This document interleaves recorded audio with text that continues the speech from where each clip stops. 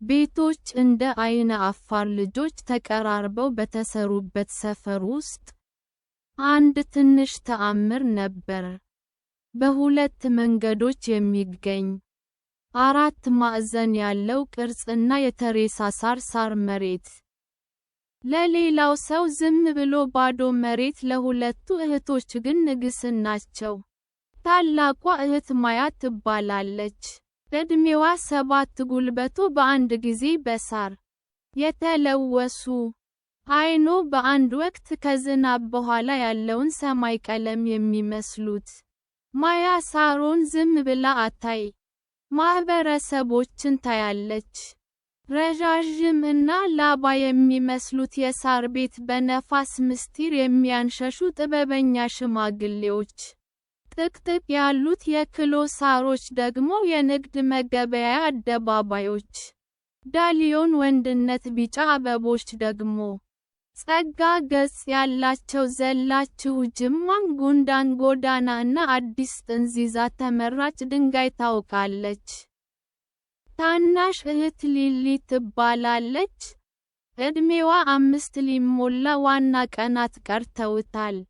ዓላማ እንደማያ ንግስና ይህን አታይ፣ ነገር ግን ሙሉ ታምናታለች። ማያ ወደ መራችበት ሁሉ ሊሊ ትከተላለች።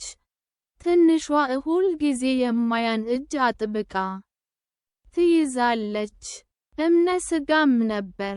የእነት ታማኝ ቃል ደግሞ አንድ ነጭ ቃል ሲያጠለቀ የሚመስል ዝንጅብል ቀለም ያለው ድመት ነበር።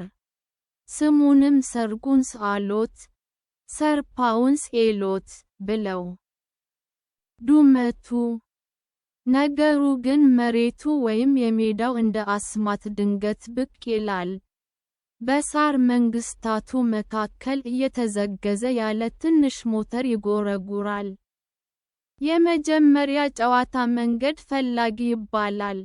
ማያ አይኖ በአንድ ጊዜ ጭፍና ጊዜ ትቆያለች፣ ከዚያም በአንድ አቅጣጫ ትጠቁማለች።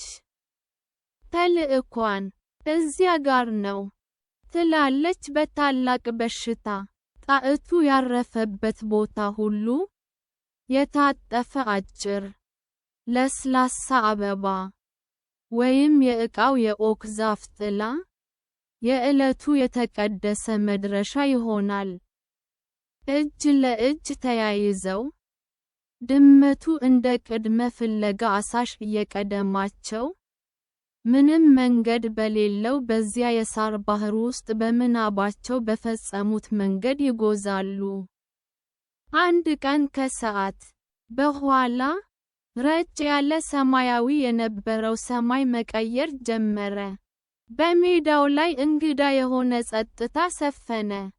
ጥበበኛ ሽማግሌዎች ላላገቡት ሳሮች ማሰሎኒካን አቆሙ። ድመቱ ተወው፣ ተንቀሳቀሱ። ዝቅ ባለ ጠጉ አጉረመርሞ ወደ አንድ ጥቅጥቅ ያለ ቁጣ ውስጥ ተያዘ። አየሩ ከበደ። የማያ ባልተለመደ ፍርሃት እየተሸበረ፣ በጣም ጸጥ አለች። የመጀመሪያው ቀዝቃዛ የዝናብ ጠብታ በሊሊ አፍንጫ ላይ አረፈ፣ ሌላው በማያ ግንባር ላይ። ከዚያም መቶ በሰከንዶች ውስጥ ዝናብ ወደ ብርማ መጋረጃ ተቀየረ። ያየ ሜዳ ወደ ግብዓታማ እና ግራጫ መተላለፊያ ተለወጠ። የታወቁት ምልክቶች፣ የታጠፈው አጭር ዳሎሊዮኖች፣ ሁላቸውም በውሃ ተጋረዱ። በካሬ ላይ የሚያርፈው የዝናብ እክሎች ሌላውን ሾፕ ሁሉ አፈነው። ሊሊ በከባድ ዝናብ ውስጥ በትንሽ ቦታዎች ወደ ቤት ብላ ሆን። ግን ቤቱ ወዴት ነበር? ተሃድሶ ያሉት መንገዶች በዝናቡ መጋረጃ ምክንያት አንድ አይነት ይመስሉ ነበር። ማያ ተረበሸች። እምነት ተሰማ። እቅድ እኮ መንገድ ፈላጊ ነች። ማወቅ ነበባት። የሊሊን እጅ ይዛ ሮጠች። ነገር ግን እያንዳንዱ አቅጣጫ ስህተት ይመስላል። በውሃ ጨረሮች ውስጥ እየተረዘመ፣ ልብሳቸውና መልካቸው በዝናብ ረጠበ። ሊሊ ማልቀስ ጀመረች። ድምቻን ግን በዝናቡ አለቃ ሀሎት ውስጥ ይሰጥ ነበር። የማያ ልብ ይመታል። ጠፋች። በመቀጠል በቀኙት ውስጥ ሆና አንድ ነገር ሰማች። ልቧ ሳይሆን ሜዳውን በሚያውቀው የውስጥ ማንነቱ ነበር። አንድ አይነት ስሜት፣ ረጋ ያለ ስበት። ወደ እካህ ስር፣ ዝናብ ወደሚያረግፈው የእግር ሳር ተመለከት። ጥበበኛ ሽማግሌዎቹ አጎንብሰዋል። ያጎነበሱት ግን እንደፈለጉ ሳይሆን፣ ሁሉም በአንድ አቅጣጫ ነበር። በነፋሱና በዝናቡ ክብደት ተከፍቷል። እየጠቆሙ ነበር። በቅጠል ወይም በድምፅ ሳይሆን በአካላቸው። የክሎቨር ሳሮቹ እንደ ቀስት አቅጣጫ አመላካች ምልክቶች። በጉንዳን ጎዳናዎች ውስጥ ያለው ውሃ ወደ አንዱ አቅጣጫ ይፈሳል። ይህም ወደ ሜዳው ዳርቻ የሚወስድ ትንሽ ወንዝ ይመስላል። ሜዳው እያወራት ነበር። መንገድ እየሰጣት ነበር። ሊሊ ተመልከች፣ ሳሩ እያሳየን ነው።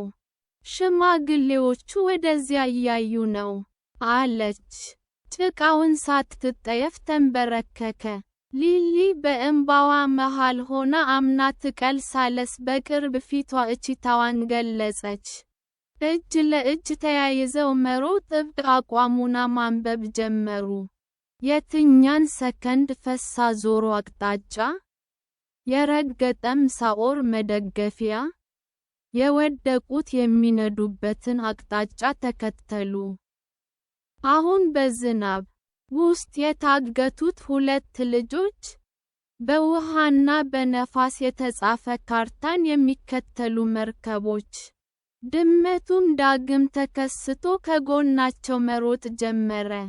የሳር ቄስ እየጎሉ ወደፊት፣ ወደ ሜዳው ምስራቃዊ ጫፍ መጨረስ።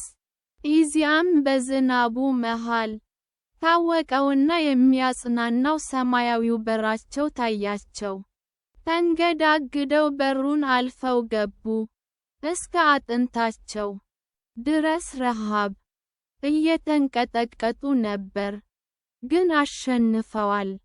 ቀብሮቻቸው ሆነው በእናታቸው ትልቅ ወረቀት ተጠቅልለው፣ ዝናቡ በንግስና ላይ ሲዘነቡ የተመለከቱት። ሜዳው አሁን መጫወቻ ቦታ ብቻ አይደለም። ጠባቂያቸውም አይን መንገድ አላሳያቸውም ነበር፣ ምክንያቱም አያስፈልጋቸውም ነበርና። የራሱን ምስጢራዊ ቋንቋ የጠበቀው በእውነት ለተታገበት ጊዜ ነበር። በሮሃያማ ቀን ተመለሱ። ድመቱ በታላቅም እየጎረጎረ ተቀበላቸው። ማያ እቀድመን በረጠበው ሳር ላይ አሳረፈ። አመሰግናለሁ ስትል በሹክሹክታ ተናገረች።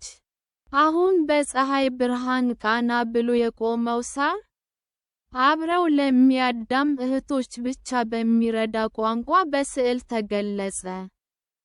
ትልቁ አስማት በዛፎች ውስጥ የተደበቁ በክርስቲያኖች ጥብቅ ሳይሆን፣ ሰማይ ሲደፋና ወደ ቤት መመለሻ መንገድ ሲጠፋ የዓለምን ጸጥተኛ ምልክቶች ማንበብ መቻልን ተማሩ።